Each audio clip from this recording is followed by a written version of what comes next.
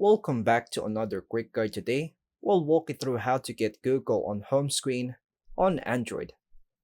Here's a step to get Google on your home screen on your Android.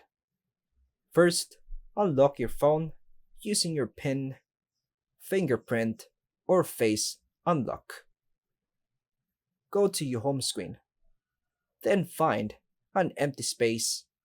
Look for an area on the home screen where no apps or widgets are placed. Tap and hold the empty space. Press your finger until a menu pops up. Choose Widgets. A list of available widgets will appear.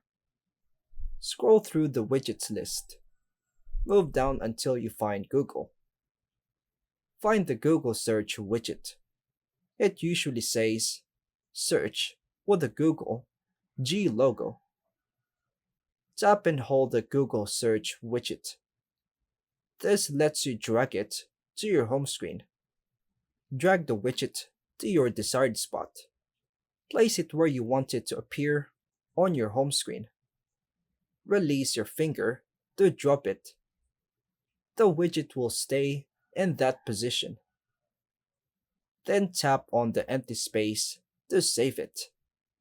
Test the widget.